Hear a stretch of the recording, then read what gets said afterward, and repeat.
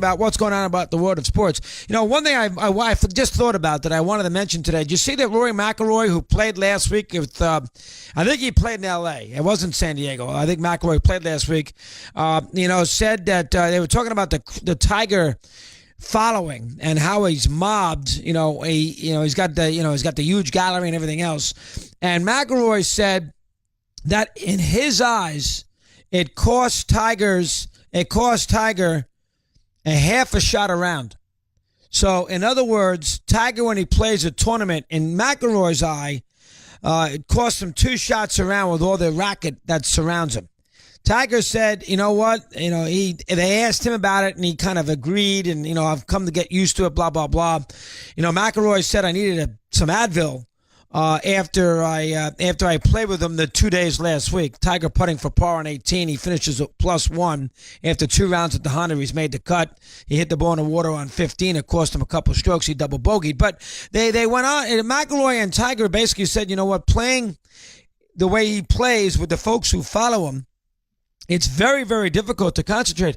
And I said to myself, hold on now, let me get this straight. Isn't the idea of sports to have fans on your side? It's not like they're booing Tiger, right? It's not like we got 1 million people up there when Tiger plays around the golf, wherever they may be, who is screaming about Tiger, wishing he does badly.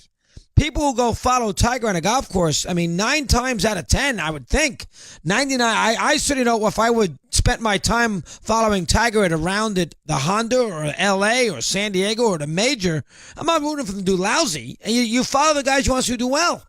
So the idea that it cost Tiger 2 strokes a tournament because he's got a throng behind him and it's distracting, that's a bunch of nonsense.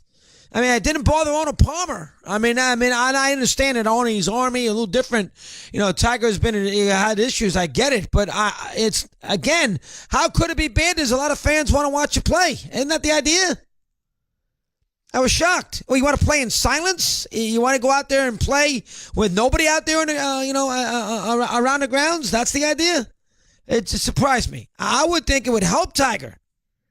Keep him motivated. Keep him poised. Keep him on focus. The fact he's got so many people watching him, he doesn't want to screw up. I think he'd do better with it instead of worse. McIlroy said 2 strokes a tournament. It's interesting. Brian in Jersey says hello. He's on Mad Dog Unleashed. Brian, good afternoon. How are you today, pal? What do you have for me? Good, Chris. How about yourself? All right, Brian. Nice to talk. You like Marcus Peters or not? Don't like him as a person. I hope he can play, but it's always questionable to bring those low character guys into the locker room. So I guess see what happens. Tough call. I understand it makes them a little better. It fills a need, and sometimes you got to make deals with guys like this. But it would bother me if I'm a Ram fan that I have him on my team. I have to admit. Go ahead. Yeah, no, I agree with that. 3 quick things here, Chris. One of them I didn't even know until I just heard your sports bite with Jacob there. Wasn't Jonathan Martin the guy that Richie Incognito apparently bullied or whatever, and now yes, he was the guy that was arrested? Yes, he was. Same guy, right? I did.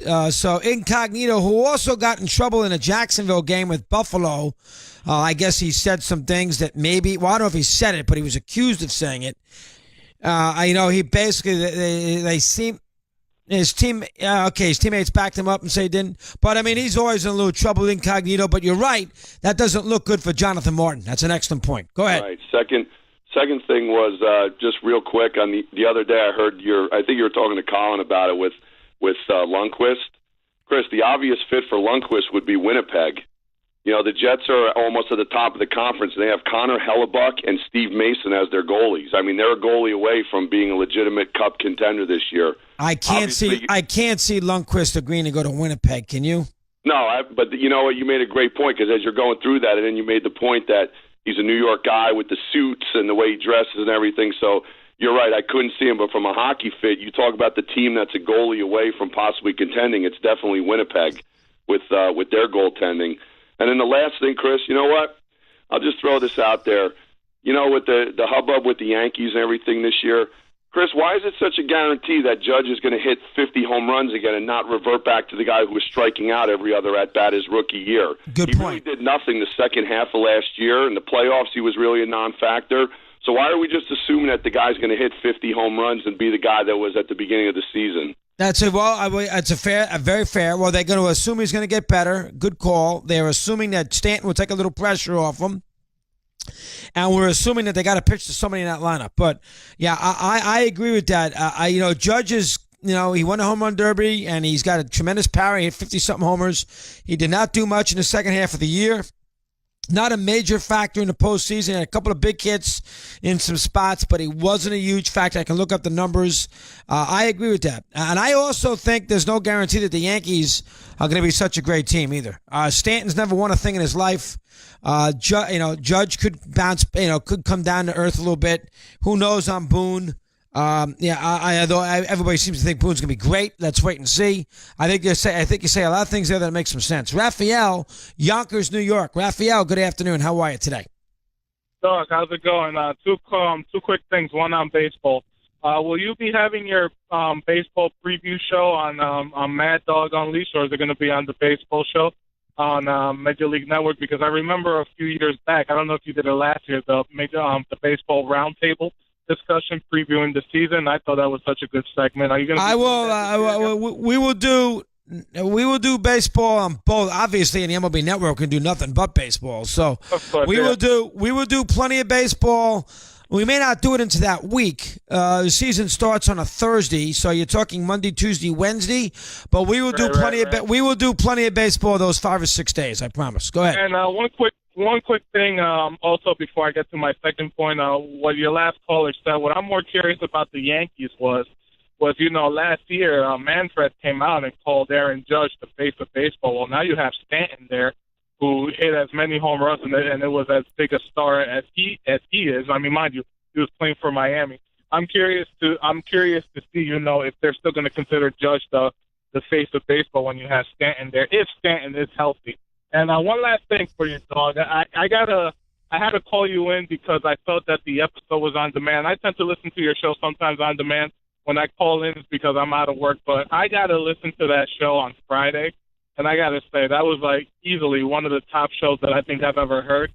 And the best thing about it is that you didn't make it about a social issue. At least that's what, you were saying, because a lot of people were calling in regarding guns in society. But that's how you do a radio show concerning something that, a social issue with the FBI, wasting people's time, with sports, when they should be out there protecting people and everything. And I got to say, I don't know if you're ever going to archive that show on YouTube or something, but I really, really enjoy that show. And thank you very much, Dog. All right, Raphael, he's a good fan. Yeah, that show got a little juice, that show. I'll give Eddie the credit for that. It was his idea. You know what, you should do something. I said, all right, let me figure it out. So that's what we did, and people seem to get into it. Good to have you with us. We continue here on Mad Dog Unleashed. Don't go away.